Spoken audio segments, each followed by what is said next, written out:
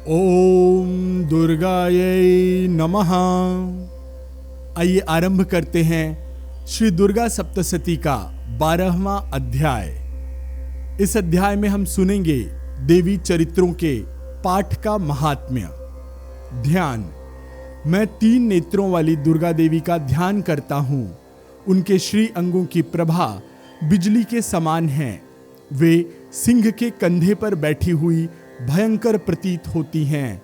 हाथों में तलवार और ढाल लिए अनेक कन्याएं उनकी सेवा में खड़ी हैं। वे अपने हाथों में चक्र, गदा, तलवार, ढाल, बाण, धनुष, पाश और तर्जनी मुद्रा धारण किए हुए हैं। उनका स्वरूप अग्निमय है तथा वे माथे पर चंद्रमा का मुकुट धारण करती हैं। देवी बोली, देवताओं, जो एकाग्रचित्त होकर प्रतिदिन इन स्तुतियों से मेरा स्तवन करेगा, उसकी सारी बाधाएं मैं निश्चय ही दूर कर दूंगी। जो मधुकैटभ का नाश, महिषासुर का वध तथा शुंभ निशुंभ के संहार के प्रसंग का पाठ करेंगे तथा अष्टमी, चतुर्दशी और नवमी को भी जो एकाग्रचित्त हो भक्तिपूर्वक मेरे उत्तम महात्म्य का श्रवण करेंगे, उसे सुनेंगे, उन्हें कोई पाप नहीं छू सकेगा। उन पर पाप जनित आपत्तियां भी नहीं आएंगी। उनके घर में कभी दरिद्रता नहीं होगी तथा उनको कभी प्रेमी जनों के बिछोह का कष्ट भी नहीं भोगना पड़ेगा। इतना ही नहीं, उनके शत्रु से, लुटेरों से, राजा से, शस्त्र से, अग्नि से तथा जल की राशि से भी कभी भय नहीं होगा। इसलिए सबको एकाग्रचित्त होकर भक्तिपूर्वक मेरे इस महात्म्य को सदा पढ़ना और सुनना चाहिए। यह परम कल्याणकारक है। मेरा महात्म्य महामारी जनित समस्त उपद्रवों तथा आध्यात्मिक आदि तीनों प्रकार के उत्पातों को शांत करने वाला है। मेरे जिस मंदिर में प्रतिदिन विधि पूर्वक मेरे इस महात्म्य का पाठ किया जाता है, उस स्थान को मैं कभी नहीं छोड़ती। वहां सदा ही मेरा सन्निधान बना रहता है। बलिदान, पूजा, होम तथा महोत्सव के अवसरों पर मेरे इस चरित्र का पूरा पूरा पाठ और श्रवण करना चाहिए। ऐसा करने पर मनुष्य विधि को जानकर या बिना जाने भी मेरे लिए जो बलि, पूजा या होम आदि करेगा, उसे मैं बड़ी प्रसन्नता के साथ ग्रहण करूंगी। शरत काल में जो वार्षिक महापूजा की जाती है, उस अवसर पर जो मेरे इस महात्म्य को भक्तिपूर्वक सुनेगा, वह मनुष्य मेरे प्रसाद से सब बाधाओं से मुक्त तथा धन, धान्य एवं पुत्र से संपन्न होगा। इसमें तनिक भी संदेह नहीं है। मेरे इस महात्म्य, मेरे प्रादुर्भाव की सुंदर कथाएं तथा युद्ध में किए हुए मेरे पराक्रम सुनने से मनुष्य निर्भय हो जाता है। मेरे महात्म्य का श्रवण करने वाले पुरुषों के शत्रु नष्ट हो जाते हैं। उन्हें कल्याण की प्राप्ति होती है तथा उनका कुल आनंदित रहता है। सर्वत्र शांति कर्म में बुरे स्वप्न दिखाई देने पर तथा ग्रह जनित भयंकर पीड़ा उपस्थित होने पर मेरा महात्म्य श्रवण करना चाहिए, सुनना चाहिए। इससे सब विघ्न तथा भयंकर ग्रह पीड़ाएं शांत हो जाती हैं और मनुष्यों द्वारा देखा हुआ दुस्वप्न शुभ स्वप्न में परिवर्तित हो जाता है। बाल ग्रहों से आक्रांत हुए बालकों के लिए यह महात्म्य शांतिकारक है तथा मनुष्यों के संगठन में फूट होने पर यह अच्छी प्रकार मित्रता कराने वाला होता है। यह महात्म्य समस्त दुराचारियों के बल का नाश करने वाला है। इसके पाठ मात्र से राक्षसों, भूतों और पिशाचों का नाश हो जाता है। मेरा यह सब महात्म्य मेरे सामीप्य की प्राप्ति कराने वाला है। पशु, पुष्प, अर्घ्य, धूप, दीप, गंध आदि उत्तम सामग्रियों द्वारा पूजन करने से, ब्राह्मणों को भोजन कराने से, होम करने से, प्रतिदिन अभिषेक करने से, नाना प्रकार के अन्य भोगों का अर्पण करने से तथा दान देने आदि से 1 वर्ष तक जो मेरी आराधना की जाती है और उससे मुझे जितनी प्रसन्नता होती है, उतनी प्रसन्नता मेरे इस उत्तम चरित्र का एक बार श्रवण करने मात्र से हो जाती है। यह महात्म्य श्रवण करने पर पापों को हर लेता है और आरोग्य प्रदान करता है। मेरे प्रादुर्भाव का कीर्तन समस्त भूतों से रक्षा करता है तथा मेरा युद्ध विषयक चरित्र दुष्टों दैत्यों का संहार करने वाला है। इसके श्रवण करने पर मनुष्यों को शत्रु का भय नहीं रहता। देवताओं, तुमने और ब्रह्मर्षियों ने जो मेरी स्तुतियां की हैं तथा ब्रह्मा जी ने जो स्तुतियां की हैं, वे सभी कल्याणमयी बुद्धि प्रदान करती हैं।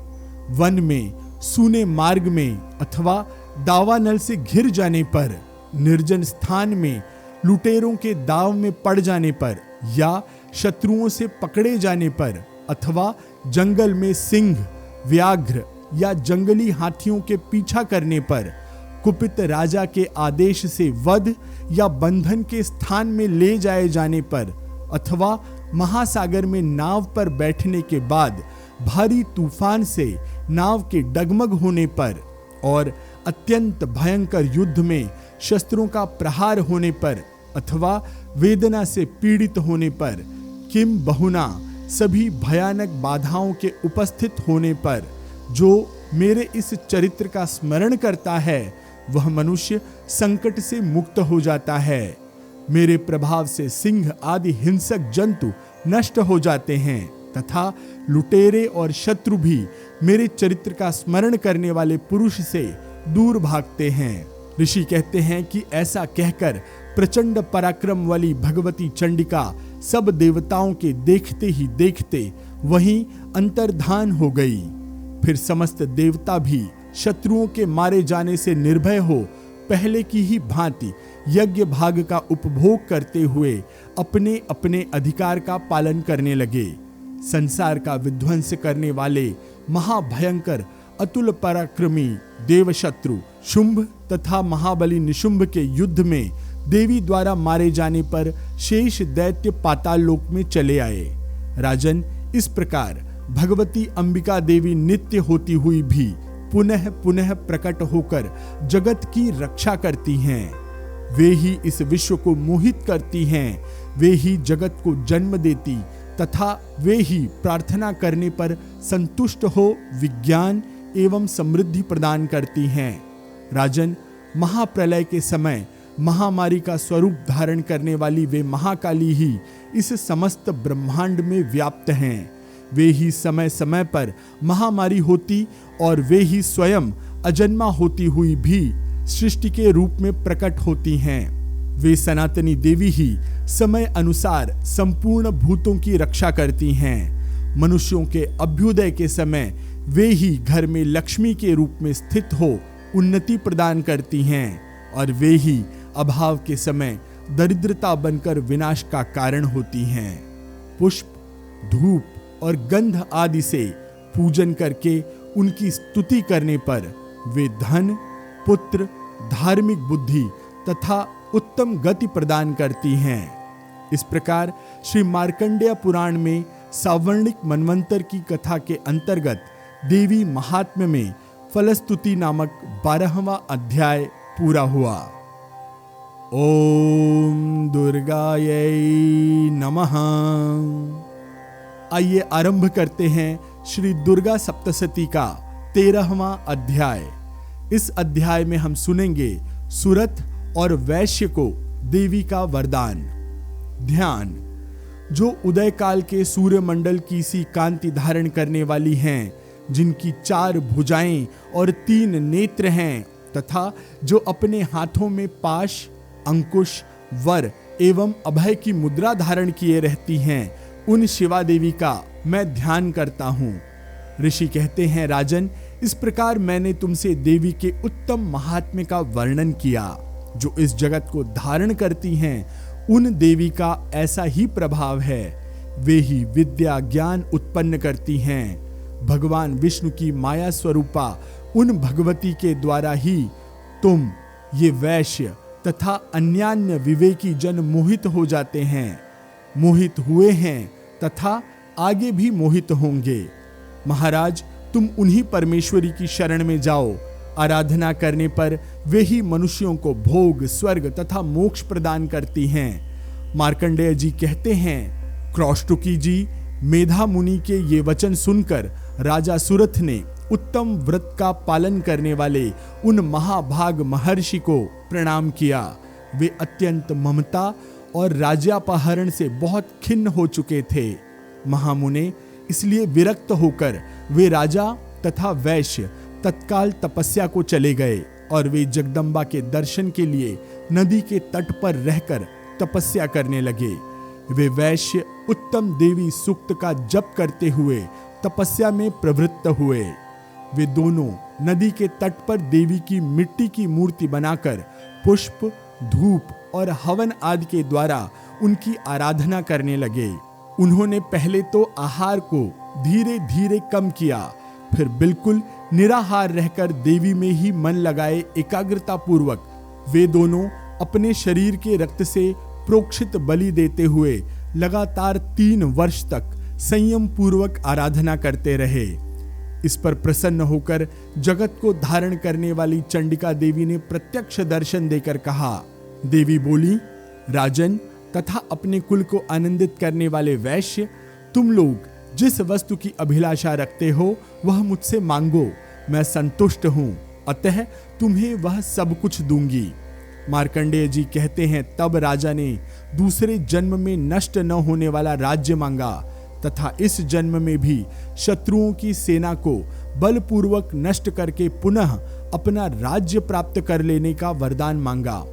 वैश्य का चित्त संसार की ओर से खिन्न एवं विरक्त हो चुका था और वे बड़े बुद्धिमान थे, अतः उस समय उन्होंने तो ममता और अहंता रूप आसक्ति का नाश करने वाला ज्ञान मांगा।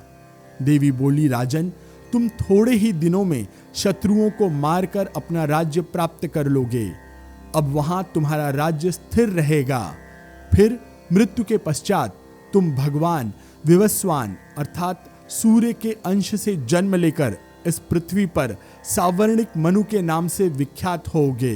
वैश्यवर्य, तुमने भी जिस वर को मुझसे प्राप्त करने की इच्छा की है उसे देती हूं। तुम्हें मोक्ष के लिए ज्ञान प्राप्त होगा। मार्कंडेय जी कहते हैं, इस प्रकार उन दोनों को मनोवांछित वरदान देकर तथा उनके द्वारा भक्ति पूर्वक अपनी स्तुति सुनकर देवी अंबिका तत्काल अंतर्धान हो गईं।